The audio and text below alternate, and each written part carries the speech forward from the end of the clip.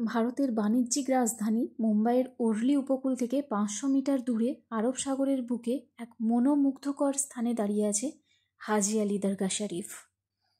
এটি কেবল একটি উপাসনালয় নয়, বরং ইন্দো ইসলামীয় স্থাপত্যশৈলীর এক চমৎকার নিদর্শন এবং মুম্বাইয়ের অন্যতম গুরুত্বপূর্ণ ল্যান্ডমার্ক। প্রতি বছর হাজার হাজার তীর্থযাত্রী এখানে আসেন, কারণ এর ইতিহাস, অলৌকিকতা আর ভালোবাসার গল্পে এটি মোড়া। এই দরগাটি প্রতিষ্ঠিত হয়েছিল 1431 খ্রিস্টাব্দে সুফি সাধক শায়েখ পীর হাজি আলি শাহ বুখারির স্মৃতিতে। তিনি মূলত ছিলেন উজবেকিস্তানের পোখারা থেকে আগত এক ধনী বণিক। আধ্যাত্মিক পথে নিজেকে সমর্পণ করার উদ্দেশ্যে তিনি তার সমস্ত ধন সম্পদ ত্যাগ করেন এবং ইসলাম প্রচারে মনোযোগ দেন। কথিত আছে, হজ পালনের উদ্দেশ্যে মক্কা যাওয়ার পথে তার মৃত্যু হয়। মৃত্যুর আগে তিনি তার অনুসারীদের এক অদ্ভুত নির্দেশ দিয়ে যান, তার মরদেহ যেন কোনো সাধারণ কবরস্থানে সমাধিত না করে, একটি কফিনে ভরে সমুদ্রে ভাসিয়ে দেওয়া হয়।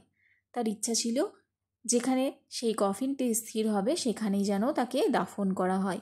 অনুসারীরা সেই নির্দেশ পালন করেন। আশ্চর্যজনকভাবে দিনের পর দিন সমুদ্রে ভেসে চলার পর সেই কফিনটি বর্তমান মুম্বাইয়ের এই ছোট্ট দ্বীপে এসে থামে। সেখানেই সাধককে সমাধিত করা হয় এবং পরবর্তীকালে তারই স্মরণে এই অসাধারণ দরগাটি নির্মাণ করা হয়। হাজি আলি দরগার সবচেয়ে বড় রহস্য হলো এটি সমুদ্রের মাঝে থাকা সত্ত্বেও কখনো জোয়ারের সময় ডুবে যায় না। সবচেয়ে জনপ্রিয় বিশ্বাসটি হলো এটি সাধক হাজি আলি শাহ বুখারির কারামত, অলৌকিক ক্ষমতা। যখন কফিনটি এই স্থানে থামে এবং খোলা হয় তখন দেখা যায় তীব্র জলরাশির মধ্যেও কফিনের ভিতরে এক ফোঁটা জলও প্রবেশ করেনি।